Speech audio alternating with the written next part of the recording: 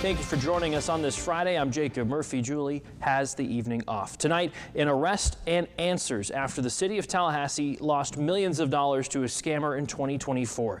TPD says they've arrested 83-year-old Richard Golding. He's a lawyer from the Chicago area, and he's accused of laundering over $2 million stolen from the city. State Attorney Jack Campbell telling us today this all came down to one person at City Hall who fell victim to a scam like so many others have. A scammer posed as a real vendor, a bank account number was changed, and the money was sent, and then allegedly wired to banks all over the world. Was Tallahassee his only victim? Probably not. And who he or she is, I have no idea. I know that the person that we've arrested now was forwarding this money, but I fully believe that this is part of probably a very complex and orchestrated crime syndicate. So this may be 100 people working in a computer lab in Eastern Europe or in China or in India. Prosecutors believe others were involved in the scheme, describing it as a syndicate. On that note, let's turn things over now to Abrea Ruffin joining us live downtown. And Abrea, you spent the day talking to the police chief here in town, but also the city commission. What have you learned? Well, Jacob, it was a 2-year investigation into more than $2 million stolen from the city of Tallahassee, and it's now coming to a close. This morning, police announcing that a man is behind bars in Illinois, and city leaders saying that they are relieved, but some still have questions.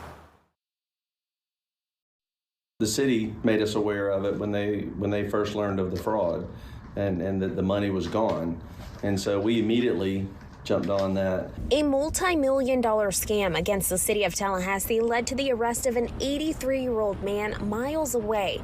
The Tallahassee Police Department sharing that $2.35 million stolen, $1.4 recovered, and $900,000 wired overseas now gone. Police say Richard Golding is now facing several fraud, grand theft, and other criminal charges. TPD chief sharing the work it takes behind the scenes to put someone in handcuffs. These type of investigations are incredibly intricate. They are complex, and what the detectives have to work through to follow that money, especially when it goes overseas like this one did to Mexico, to figure out where that money went, how it was laundered, where, and track all of that. Takes a lot of time. Mayor John Daley sharing his gratitude to local law enforcement while addressing community concerns of transparency and unanswered questions along the way. It's a prime example. Yes, cybercrime is real, but we have one of the best investigative teams in the world, and with their due diligence and patience, I believe we've recovered nearly $1.4 million to date. But I cannot stress enough the importance of giving Tallahassee Police Department the opportunity to thoroughly do their investigation. They are the best, and they did a great job on this case. We spoke to commissioners about what this means for the city of Tallahassee going forward.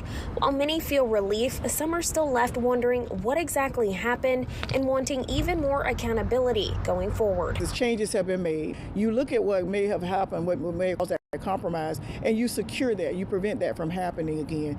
We still don't have the information of how the money transferred from the city.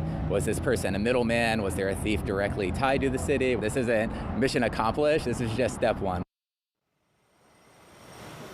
In terms of those recovered funds and what happens now, as well as how the accused man was able to pass as a legitimate vendor, we're still looking into those details. For now, reporting in Tallahassee, Abrea Ruffin, WCTV Eyewitness News. Okay, Abrea, thank you so much for that report. Now, you might recall this past Tuesday, city watchdog group Citizens for Government Accountability pressed the Tallahassee Police Department for answers on this investigation. Former Mayor Dot Inman Johnson, the CEO of this group, went so far as to call the investigation a cover-up.